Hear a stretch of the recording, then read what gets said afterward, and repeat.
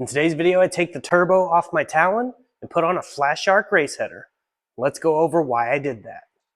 God bless you and welcome to the channel. I pray you're having a blessed day in Jesus Christ's mighty name. So this little message here, I don't know who it's for, but I just feel it pressed on my spirit to say something. If God gave you a vision, he's going to give you provision, so trust his process. I know that's partially for me as well, but I know someone else needs to hear it, that God gave you a vision and maybe you don't have the money or the means to do it or the help. God is going to provide. If he gave you that vision, he'll give you provision. I hope that blesses you. But we're going to go ahead and get to the video now. All right, so in today's video, we are going to be taking the turbo kit off of my 97 Eagle Talon with the 420A engine. And I know it sounds crazy at first, but there's a few reasons, and we'll go over that in just a moment. I did get this package from Flashark and unboxed it, and it had a Flashark sticker in the very top, and opened up the rest of it. It is a 4-to-1 race header. Really nice quality through and through. I don't know how good it is bolted up yet, so we're going to find that out, but it will be linked in the description with a discount code so you guys can save money at checkout on anything on their website. If you see something you like, definitely consider buying it. It does give me a small commission, which helps the channel. So definitely consider that, and it costs nothing extra for you guys to do. Moving over to the car, the reason we're going to be taking the turbo kit off is there's quite a few small reasons, but they add up. First reason though, I want to be able to drive the car, and as it is currently set up, it's not safe to drive. It's running stock injectors with no tune on it, and if you know anything about turbos, that's not good. So we need to get this thing a proper tune, but I can't afford to do that right now, and I want to be able to drive the car, so I have to take all this stuff off until we have all that figured out. Second reason, the 44mm wastegate is missing the gasket that goes here, and it's missing the fire ring that goes in there. So it's running just straight out of this at all times. So it will build boost, but it takes a long time because it's basically creating a big exhaust leak before the turbo, causing it not to spool as good. It does still rev up and build boost. It's a good turbo, a really good manifold. I really like this turbo manifold, and good wastegate. Everything's pretty much good there. It's just mostly the tune aspect. It is not tuned. It doesn't have a piggyback or anything like that. The intercooler piping is not right. It doesn't fit this properly. It's not leaking currently, but it could very well leak after hitting a few bumps because the intercooler pipe's not set up for this car. They're just kind of like thrown in there.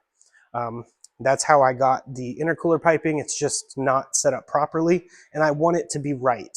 The oil drain and stuff like that looks okay. It looks loose, so there's a little bit of oil around it, and the oil feed line, everything looks good there. Overall, it's really not that bad. It just mostly needs a tune and funds that I do not have currently for that, and I want to drive it. So I'm just going to be throwing on the race header for right now, so that way I don't have to worry about, oh, it's building too much boost, it could blow the engine, or it's not tuned properly with the right air to fuel ratio. This engine can handle boost. It's not a big deal, but it has to be tuned properly for that.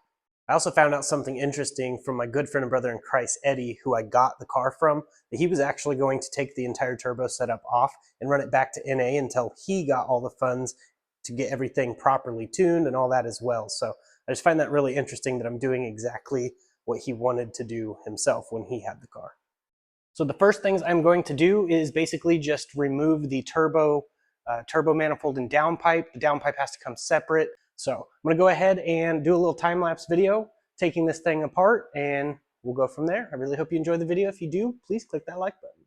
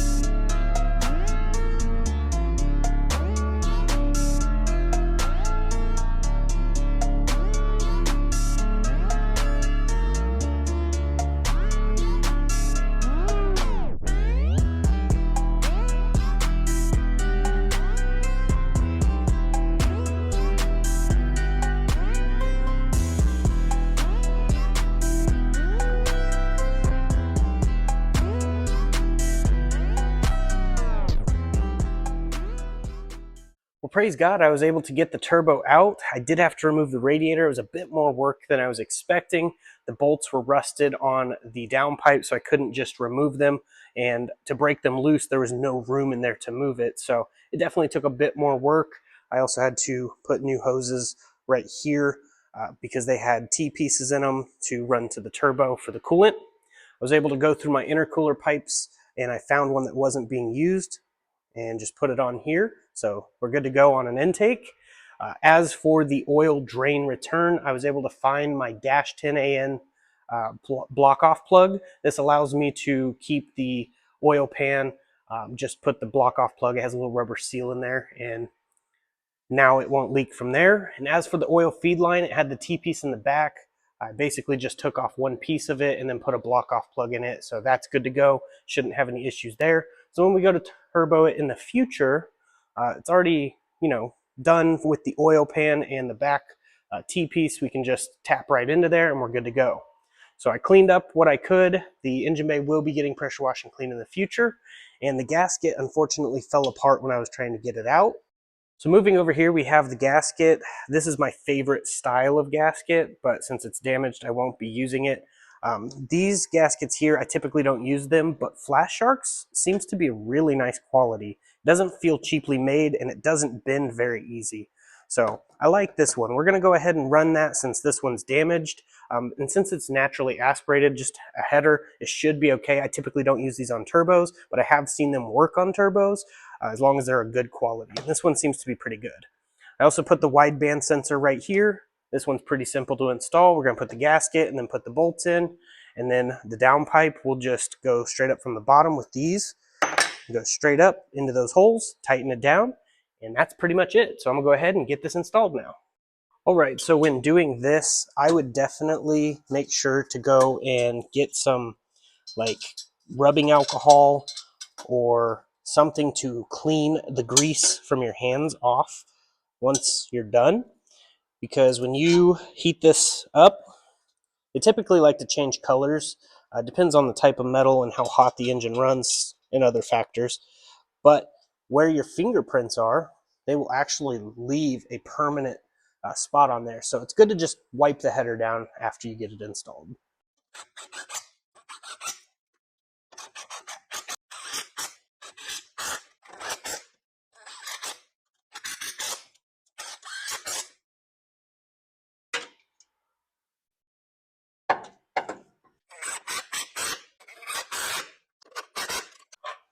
Don't forget to tighten this big plug right here. And make sure to tighten that up. Don't want that leaking or coming off. And that's pretty much it. And moving down here to the bottom, you can see how it fits down here. It's very close to the oil pan, so it tucks up high enough it won't scrape.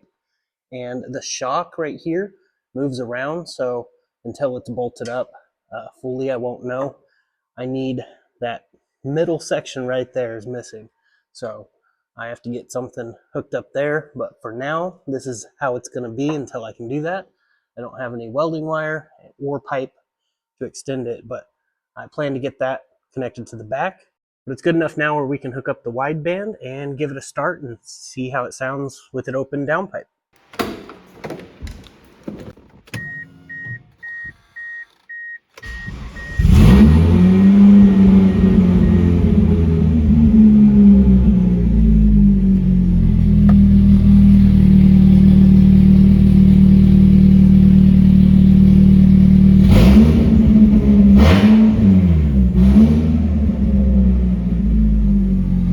It sounds pretty good, revs pretty good.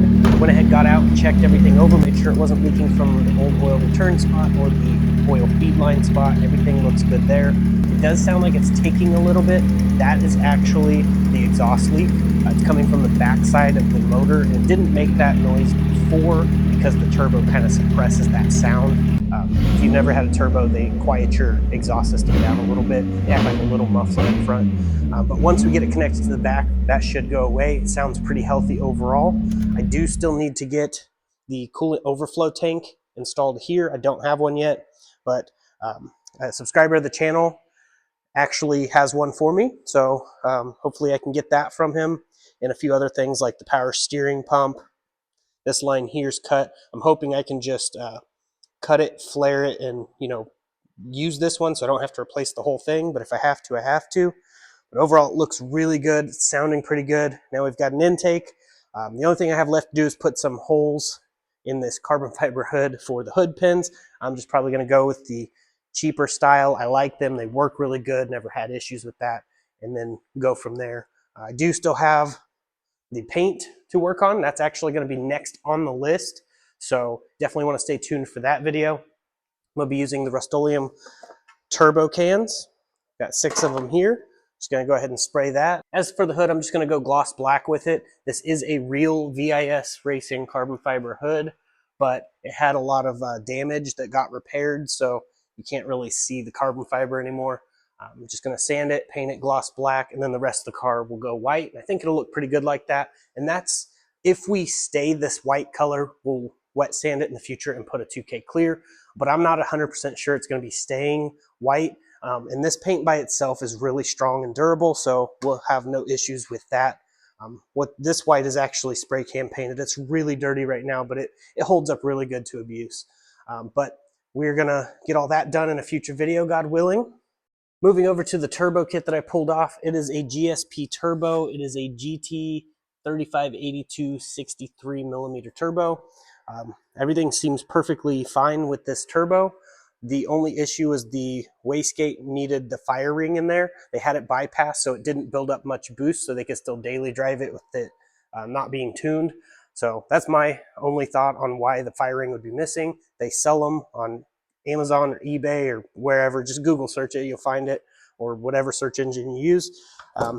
HKS blow-off valve. The downpipe is kind of oval here, so that way it has more clearance. And this shock here probably needs replaced, but it does still move, so I don't know. It just needs bolted to the back half of the car.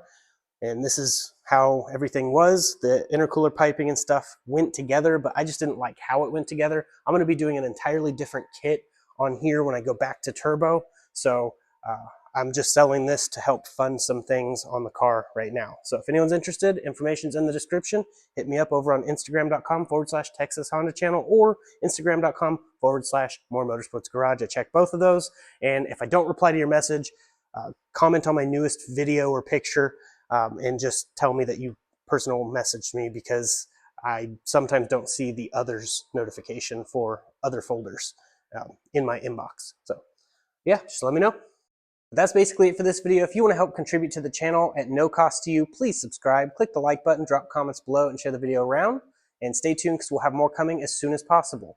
I'm going to go ahead and roll my outro. If you haven't heard it before, please stay tuned. Very important message there. And I hope you all have a blessed day in Jesus Christ's mighty name.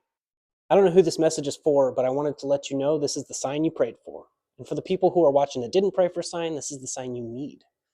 The beauty of the gospel is Jesus lived a perfect, sinless life, 100% obedient to God the Father, went to the cross, died, was buried, 3 days later, rose from the dead, seen of about 500 witnesses, left us with the Holy Ghost, and all we have to do is believe in our heart, confess with our mouth, and we'll be saved. Then we can do the works, like Acts 2:38, repent, be baptized in the name of Jesus for the remission of sins. We weren't saved to be silent. So if you think you're saved just to be quiet and it's just for you, you're wrong. We were saved for someone else. I pray this message reaches whoever it is intended to. There's a lot of people that feel lost and don't know what their purpose is. I was one of those people. God saved me. He found me. Remember, I was the lost one, not him. So he's looking for each and every one of us, and he is pursuing after us because he loves you. You're not seeing this by accident. You're not continuing to watch this by accident. Most people close out. If you're still watching, it's because it resonates with you in some way. I just want to let you know God loves you, and so do I. People can hate for no reason. I can love you for no reason. But I have a reason, and his name's Jesus. Just want to leave this message with you. My information's in the description. If you ever need to message me, feel free to. You can email me anytime. But that's basically it. I'm going to go ahead and get off here. I really hope you all have a blessed day in Jesus' mighty name. God bless. Stay safe. Stay awesome. Jesus loves you.